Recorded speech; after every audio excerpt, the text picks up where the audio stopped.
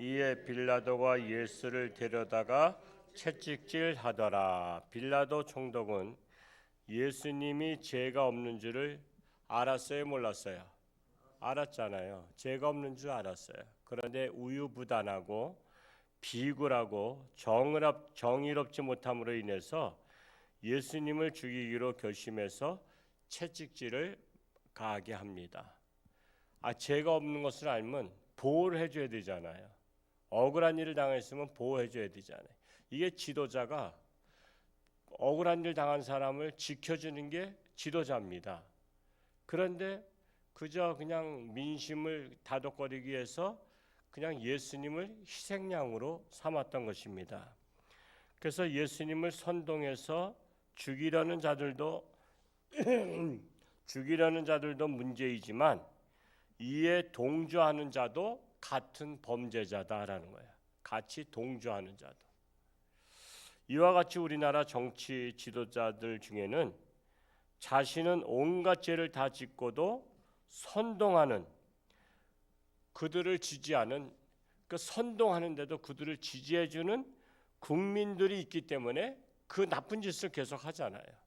나라 국고를 다 빼먹고. 정말 그들이 지도자가 되면요, 막 몇 조가 왔다 갔다 해요. 여러분, 우리나라 원전을 없애는 바람에 1,000조의 빚을 졌잖아요.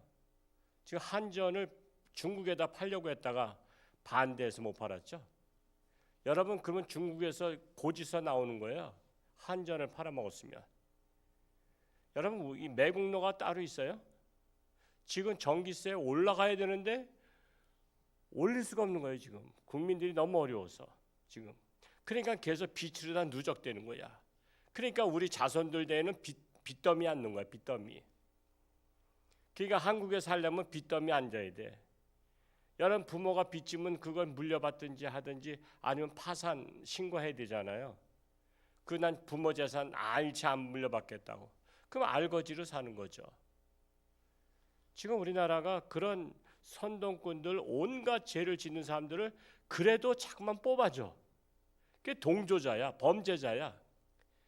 여러분, 같은 범죄자인 줄도 또 몰라. 그냥 감옥에만 안 갈 뿐이지 그냥 같은 범죄자가 얼마나 많은지 몰라. 그들 그냥 자신 있게 죄를 지라고 뽑아줘. 그렇다고 해서 그 사람들이 몇백억, 몇천억 먹는 것을 나눠주는 것도 아니야. 또 자기를 뽑아준 사람한테 나눠주지도 않아. 자기만 꿀꺽하고 자기 자식한테만 꿀꺽하잖아. 그렇잖아요. 그러니까 참 범죄자도 나쁘지만요, 동조자도 나쁜 거예요. 우리가 그걸 알아야 돼요. 빌라도가 예수님을 잡아왔어요? 선지자, 그 선동꾼들이 잡아왔죠. 대제사장, 바리새인, 서기관들, 또 예수님의 제자 중에 하나 가룟 유다. 근데 그놈들만 나쁜 놈이 아니라 거기에 잘못된 줄 알면서도 그저 예수님을 채찍질하게 내버려두고 십자가에 못 박게 하고 그거를 사인한 그 빌라도. 그래서 빌라도는 이 세상에 존재하는 한 불의한 재판관으로 이미지를 남긴 거예요. 사람은 죽어서 뭘 남겨요? 이름을 남기고, 호랑이는 죽어서 뭘 남겨요? 가죽을 남긴다는데 더러운 이름을 남긴 겁니다. 비굴한 이름 남긴 거예요. 불의한 이름 남긴 거예요. 참으로 비굴한 빌라도를 보면서 우리 자신들을 봐야 돼요. 우리 자신들도 정의롭지 못한 것에 지지하면 같이 그냥 감옥만 안 갈 뿐이지 범죄자다 이거야. 범죄자. 2절과 3절 말씀을 읽어보겠습니다. 시작. 군인들이 가시나무로 관을 엮고 그의 머리에 씌우고 자색 옷을 입히고 앞에 가서 이르되 유대인의 왕이여 평안할지어다 하며 손으로 때리더라 그랬어요. 자, 가시나무로 관을 씌워서 관을 엮어서 예수님의 머리에 씌웠다는 것은요, 가시나무라는 것은 이 탱자나무를 말합니다. 우리나라도 탱자나무, 그 탱자나무 가시가 찔려 보셨나요? 그 가시가 얼마나 단단하고 그 아픈지 몰라요. 근데 팔레스타인 가시나 탱자나무는 더해. 왜? 여러분, 이 수분이 많은 데서 자란 거는 조금 물렁물렁하죠, 나무도. 근데 팔레스타인은 비가 안 와. 강수량이 적어. 그런 나라에서 탱자나무가 자라려면 수분이 없다 보니까 아직 그걸 뭐라 할까? 단단하다니까? 가시가 단단해요. 제가 그 아프리카에 가서 그 이렇게 뭐죠? 찌르는 것들을 이 풀인데 가시가 많더라고. 그래서 이렇게 건드려 봤더니 완전히 쇠목 같아.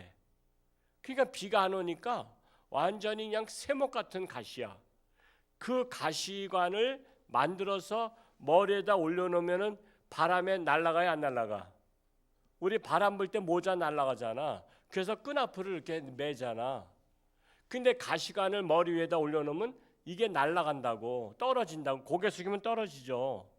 그래서 고개 숙이거나 날아가지 않도록 이 가시관을 위에서 콱 누른 거예요. 그러면 우리가 모자가 안 벗어나려면 머리에다 핀을 꽂듯이 어디다 핀을 꽂은 것처럼 됐어요? 예수님의 살에다가 가시가 다 꽂히게 한 거야.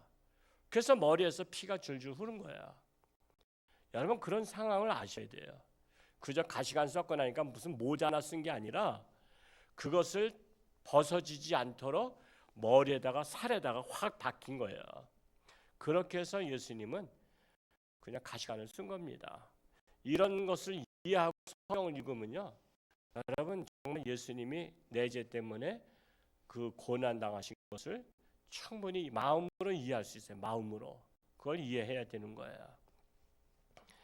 뿐만 아니라 자색 옷을 입혔는데 그 당시 자색 옷이라는 것은 왕이나 귀족들만이 입는 옷이에요. 그런데 이것을 왜 입혔냐면 유대인의 왕 예수를 우리가 조롱하고 있다 하는 조롱하는 의미에서 옷을 입힌 거예요. 조롱하는 의미에서 옷을 입혔습니다. 그러면서 유대인의 왕이 하면서 예수님을 때렸던 것입니다. 예수님을 하나님의 아들로서 하나님의 아들로서 이 모든 수모를 참으신 겁니다. 참으신 거예요. 수모를 참으신 거예요. 참으로 우리가 이게 참 하나님의 아들이 인간한테 매맞는다는 것이 이게 얼마나 모독이겠어요. 이게 수모입니다.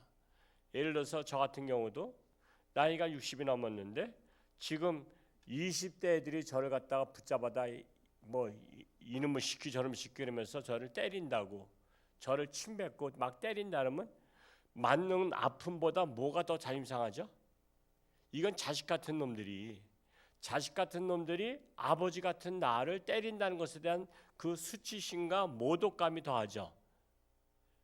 나보다 나이 든 사람이 할아버지가 80대 할아버지가 너 이놈 자식아 정신 차려 이러면 그거는 어른한테 맞으니까 또 맞을 수도 있어. 근데 한 20, 30대가 나한테 아버지 같은 나를 갖다가 막 침뱉고 때리고 뺨따기 때리고 그러면 이건 수모잖아요. 수모. 지금 예수님이 그런 수모를 당하셨다 이거야. 하나님의 아들이 인간들에게서 수모를 당한 거야. 이런 안타까운 현실을 근데 예수님은 한마디도 말씀하지 않았습니다. 4절 말씀을 읽어보겠습니다. 시작. 빌라도가 다시 밖에 나가 말하되 보라 이 사람을 데리고 너희에게 나오나니 이는 내가 그에게로 아무 죄도 찾지 못한 것을 너희로 알게 하려 함이로라 하더라. 자, 빌라도는 여기에서도 나오죠. 자기 변명하고 있어요. 예수님에게서 아무 죄도 찾지 못했노라 그러죠. 아무 죄도 찾지 못했으면 빨리 보호해주고 집으로 갈 수 있도록 도와줘야 되잖아요. 아무 죄도 찾지 못했는데도. 그러니까 빌라도 생각에는 나는 아무 죄도 찾지 못했으니까 지금 예수님이 채찍 맞고 십자가 못 박혀 죽어도 내 책임 아니야. 나는 죄 없다 그래서. 근데 너희들은 죄 있다 그래서. 그러니까 이 죄를 너희가 다 감당해. 이렇게 자기는 죄가 없다고 이걸 말하고 있는 거야. 죄가 없다고. 그렇다고 죄가 없는 거예요? 그 예수를 죽일 수 있는 권리는 빌라도가 할 수 있는 거예요. 유대인들이 죽일 수 없어요. 유대인들이 죽일 수 권한 없어요. 왜냐하면 그 당시는 로마의 식민지였거든. 식민지 나라가 죽일 권한이 있어요? 없습니다. 식민지를 다스리는 로마의 법이 그 권한이 있기 때문에 빌라도가 죽이라고 사인 안 했으면 못 죽이는 거예요. 그런데 그 죽이라고 했잖아. 그러니까 빌라도는 죄가 없는 게 아니야. 그는 동조자예요. 동조자. 그리고 비굴합니다. 불의한 자예요. 그래서 사도신경에 나오죠. 빌라도, 불의한 재판관 빌라도. 이 세상이 존재하는 한 빌라도의 이름은 불의한 자다라는 거예요. 정말 우리가 사람들은 살면서 이름을 남기는데 여러분 우리 홍천주안교회 정말 여러분들은 이 시대에 자랑스러운 이름을 남길 수 있게 바랍니다. 그냥 그 시대에 여러분들이 함께 신앙생활했다. 그게 자랑스러워야 되잖아요. 홍천주안교회 다녔다. 그러면 자부심을 가져야 된단 말이에요. 우리 사람들이 그 어느 좋은 교회 다니면 자부심 갖는 거 아시죠? 뭐 서울에서도 뭐 옛날에 저 같은 경우도 청년부 시절에 영락교회 다닌다 그러면 그 좋은 교회 다닌다 이렇게 하고 그랬어요. 또 순복음교회 다닌다 그러면 또 좋은 교회 다닌다 그랬어요. 그러니까 우리 홍천주안교회가 좋은 교회가 되는 방법은 여러분 각자 개개인이 맡겨진 사명을 잘 감당할 때 좋은 교회가 되고요. 여러분의 이름이 정말 홍천주안교회 서판에 영원히 기록되고 아울러서 하늘나라에도 정말 아름다운 이름으로 기록될 수 있기를 축복합니다. 어제도 신문 다 접느냐고 고생들 많으셨어요. 한 1000장 이상 다 2000장을 다 접고 했으니까 여러분 각 교구별로 200장씩 또 전도지로 나누시고 또 우리 사탕 전도지도 우리가 또 계속 작업들을 하는데 무한 리필 가고 있습니다.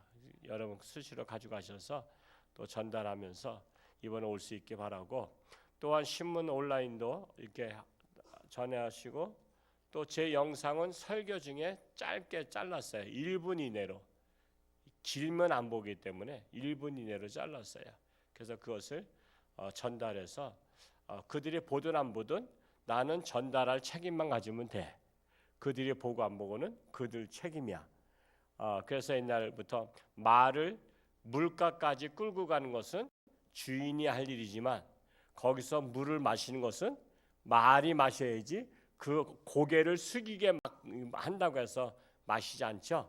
그러니까 끌고 가는 건 내 책임이야. 그것처럼 내가 전달하는 것은 내 책임이고 그들이 보고 안 보고는 그들 탓이다라는 거예요. 오늘 하루도 주님 안에서 믿음으로 승리할 수 있기를 축복합니다.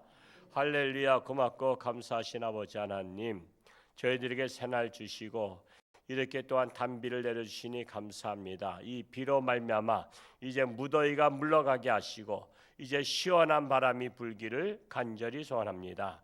우리 홍천주안교회가 전도잔치를 준비하며 지금은 전도하고 있습니다. 내게 주어진 자들 하나님 앞으로 인도해서 그들도 구원받는 놀라운 축복의 역사가 일어나기를 원합니다.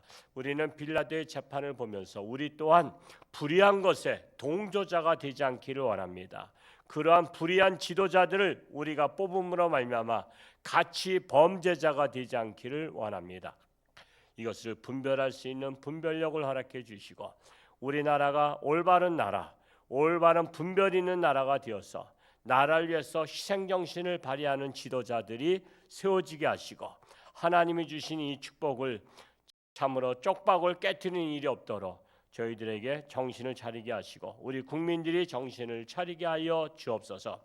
오늘도 저들의 삶 가운데 하나님께서 함께 하실 것을 믿사오며 감사드리며 예수님의 이름으로 축복하며 기도하옵나이다. 아멘.